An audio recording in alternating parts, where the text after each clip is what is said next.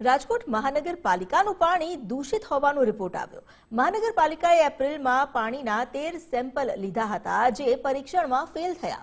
164 સેમ્પલના testing દરમિયાન 13 sample અશુદ્ધ હોવાનો ખુલાસો થયો છે। 13 વિસ્તારમાં બેક્ટેરિયાવાળું પાણી મળી રહ્યું છે। વોટર વર્ક્સ વિભાગે ક્લોરિનેશન સઘન કરવા સૂચના આપી। લાઇનમાં ભંગાણ થાય તો તાત્કાલિક રિપેરિંગ કરવા પણ આદેશ આપવામાં આવ્યા છે। દૂષિત પાણીથી પાણીજન્ય રોગચાળો વકરવાની સંભાવના છે।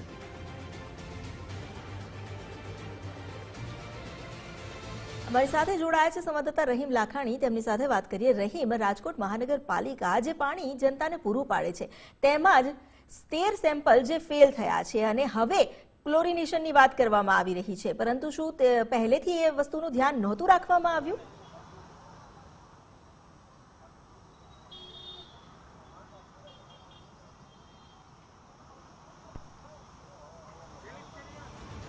ચોક્કસપણે અમિતા, સૌથી મોટો સવાલ એ જ ઉત્પન્ન થઈ રહ્યો છે। રાજકોટ મહાનગરપાલિકાનું જે પાણી વિતરણ થઈ રહ્યું છે તે ફિલ્ટર પ્લાન્ટમાંથી જ પસાર થતું હોય છે, પરંતુ જે અમુક વિસ્તારોમાંથી સેમ્પલ લેવામાં આવ્યા છે કે નિયમ અનુસાર એક નિયમ હોય છે કે અલગ અલગ વિસ્તારોમાંથી સેમ્પલની કામગીરી કરવાની હોય। રાજકોટ મહાનગરપાલિકાના જે વોટર વર્ક્સ વિભાગ છે તેમના દ્વારા 164 નમૂના છે તે લેવામાં આવ્યા હતા, જેમાંથી 13 સેમ્પલ છે તે ફેલ થયા છે। તેમાં બેક્ટેરિયા છે તે જોવા મળ્યા છે। તેની પાછળનું કારણ છે કે ભૂગર્ભ પાઇપલાઇન, જે પાણીની પાઇપલાઇન હોય છે અને ભૂગર્ભની પાઇપલાઇન હોય છે, બંને લીકેજ હોવાના કારણે બંને પાણી છે તે મિશ્રણ થતા હોય છે અને તેના કારણે લોકોના ઘરોની અંદર જે પાણી જતું હોય છે તે દૂષિત પાણી છે તે સાબિત થતું હોય છે અને તેમાં બેક્ટેરિયા છે તે જોવા મળ્યા છે। મોટા ભાગે વોટર વર્ક્સ વિભાગ દ્વારા નિયમિત કામગીરી કરવાની હોય છે, પરંતુ સૌથી મોટો સવાલ છે કે ક્લોરિનેશનથી શું આ પાણી શુદ્ધ થઈ જશે? આ એક સૌથી મોટો સવાલ છે, કારણ કે ઓલરેડી રાજકોટ મહાનગરપાલિકા જ્યારે પાણી વિતરણ કરતું હોય છે ત્યારે પાણી શુદ્ધિકરણના પ્લાન્ટોમાંથી જે વિતરણ સ્થળ સુધી પહોંચે છે ને ત્યાંથી આ પાણી વિતરણ થતું હોય છે, પરંતુ જે ભૂગર્ભની લાઈનો જમીનની અંદરથી જે પસાર થતી હોય છે, પાણીની લાઈનો અને ભૂગર્ભની લાઈનો, આ બંને રિપેરિંગ કરવી પડે તેવી સ્થિતિ છે।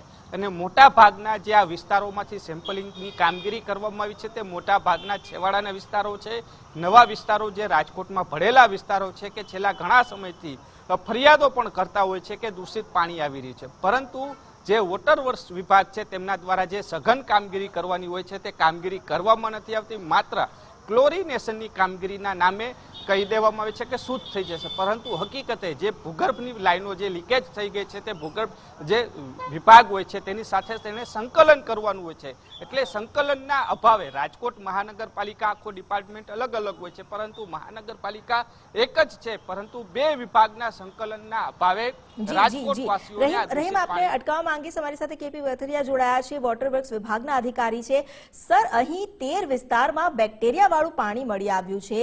ખુદ પાલિકા જે પુરવઠો સપ્લાય કરી રહી છે જનતાને, તે જ પાણીના સેમ્પલ ફેલ થઈ ગયા છે, શું કાર્યવાહી કરાશે?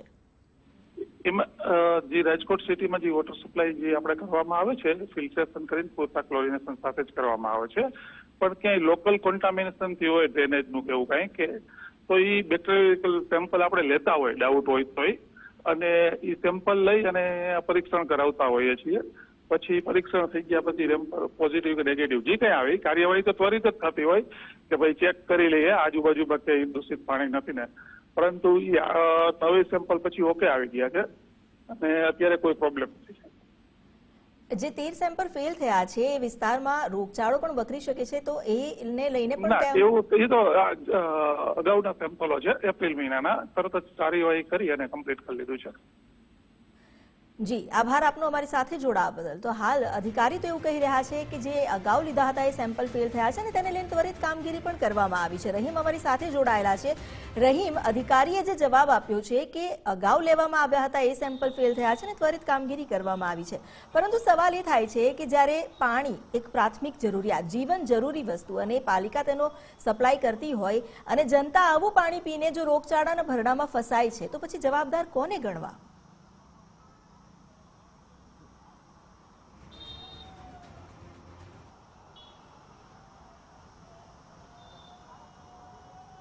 ચોક્કસપણે અમિતા, સૌથી મોટો સવાલ એ જ ઉત્પન્ન થઈ રહ્યો છે। અધિકારીએ એક ઢાક પીછોડો કરવાનો પ્રયાસ કર્યો છે। કારણ કે સેમ્પલ છે તે અગાઉ લીધા હોય ને જાહેરાત કેમ હવે અત્યાર સુધી નથી થઈ, એક પણ મોટો સવાલ ઉત્પન્ન થઈ રહ્યો છે. બીજો, જે ભૂગર્ભની લાઈન લીકેજ છે તેને એ પોતે નથી કરી શકતા, ભૂગર્ભ વિભાગને કહેવાનું હોય છે કે આ લાઈન લીકેજ. હજી સુધી એક પણ સ્થળ ઉપર આ પ્રકારનું જાહેર નહીં થયું હોય, કારણ કે થોડી વાર પહેલા આ જ અધિકારી પાસે વિસ્તારોના નામ માંગવામાં આવ્યા છે, પરંતુ અધિકારીએ આ વિસ્તારોના નામ પણ જાહેર નથી કર્યા. એટલે સૌથી મોટો સવાલ ઉત્પન્ન થઈ રહ્યો છે કે અધિકારીઓ જે રીતના આખો મીડિયા સુધી આખો આ અહેવાલ પહોંચ્યો છે તેના કારણે ઢાક પીછોડો કરવાના પ્રયાસો છે તે શરૂ કરવામાં આવે છે. હકીકતે આ વિસ્તારના નામ જાહેર કરીને તેણે જાહેર કરવું જોઈએ કે આ વિસ્તારમાં જે પાણીના સેમ્પલ ફેલ થયા છે ત્યાં કામગીરી થઈ રહી, પરંતુ ક્યાંક ઢાક પીછોડો છે તે કહી રહ્યા છે. બીજી બાજુ આ જ પરિસ્થિતિ શું અન્ય વિસ્તારોમાં તો નથી ને, એ પણ એક સવાલ છે તે ઉત્પન્ન થઈ રહ્યો છે. એટલે સૌથી મોટો સવાલ છે કે હાલ જે કોર્પોરેશન છે તે અત્યારે ઢાક પીછોડો કરવાના પ્રયાસ કરી રહ્યું છે. આ સૌથી મોટો સવાલ ઉત્પન્ન થઈ રહ્યો છે. જી, આભાર આપનો અમારી સાથે જોડાવા બદલ. હાલ તો પાલિકા પણ જાણે પોતાનો લૂલો બચાવ કરી રહી હોય તેવું લાગી રહ્યું છે, કારણ કે અધિકારીનું એવું કહેવું છે કે આ અગાઉના સેમ્પલ છે, પરંતુ સેમ્પલ જ્યારે ફેલ થયા અને હવે જ્યારે આ વસ્તુ બહાર જાહેર કરવામાં આવી છે તો તે સમયે શું કરવામાં આવ્યું હતું?